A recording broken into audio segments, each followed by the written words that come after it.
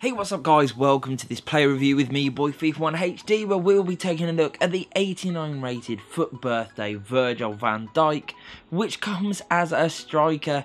Absolutely crazy. It's a fantastically weird card, but before we get into the review and hear my thoughts on it, as always, if you enjoyed the video, remember to hit that like button and the subscribe. And if you have any questions or comments about this card, leave them in the comments below, as I love hearing what you guys have to say. So, we've seen where we've played him, and we did stick him at striker, as the card does come there. And we've seen the team that we used him in. Now we're going to have a look at those attribute details. And as you can see, it's a really mixed bag. His pace is actually pretty decent. Acceleration there at 80, sprint speed at 89, very, very usable. His shooting column though, very hit and miss. Attack positioning, absolutely terrible at 59. However, luckily I've used the right chemistry style on him to really up that area, as well as his finishing, which is also quite weak at 75. His shot power and long shots, however, are incredible. 99 shot power is as perfect as you're going to get, and then long shots also really good there at 92. Doesn't really have anything on the volleys, but his penalties are quite decent. Passing wise, usable. Vision is quite good. Obviously I've upped that area as well to make it even better. Crossing, nothing really there at all. Free kick accuracy, short passing and long passing, all quite decent. An okay-ish curve. Dribbling wise, yes, he isn't the most agile player, with agility and balance being quite low, but his reactions, ball control, dribbling and composure are all very, very good. And when you combine it with the 99 strength, he is a very, very solid player on the ball. He has incredible defending and physicality, as you would well imagine. Very good aerially with his heading accuracy and jumping, which is also very good. And he has that nice aggression to his game too. So now that we've seen those attribute details, guys, let's jump into some in-game footage and hear what I thought about him. So my thoughts on Virgil van Dijk playing at the striker position were actually better than I thought, I must admit. He delivered a much better experience than I thought he would. I thought within a few games I would give up and move him to CDM, as most people will be looking to play him there. And yes, if you play this guy at CDM or even central midfield, you have got a fantastic midfielder. If you use him in the right way, you put the right chemistry style on him, you can get a lot out of him, because he has got decent pace. His shooting ability from long range is very, very decent indeed. His passing is quite good and obviously can be upped. Dribbling, very neat and tidy, great strength, good aerially.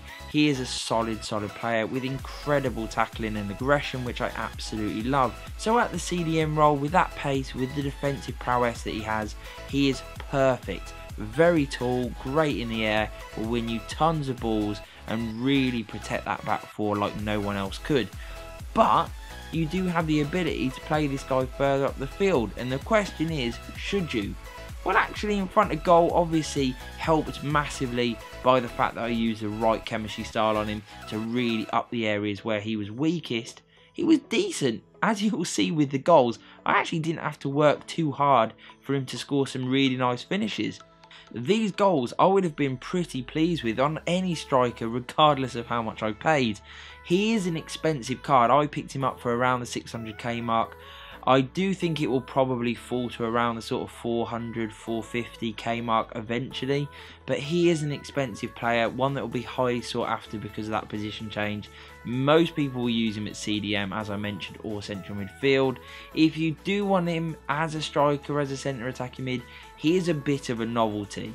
You know, the fact that you have got one of the best, if not the best defender in the world up front is a real novelty, and it sort of, you know, really rubs it in your opponent's face when he does pop up with a goal, especially one that isn't a header, something of which he will score an absolute ton of, because in the air there are very few better. Such strength, great jumping and great heading accuracy means that this guy will defend corners really well, but also attack them, get on the end of crosses and get on the end of free kicks like no one else. But his finishing, because of the shot power, because of the long shots, and if you up the areas that really are weak, as I did with his attack positioning, you can actually get a lot out of him at striker. So at striker, I'd maybe give him a 7.5 to 8 in that sort of bracket.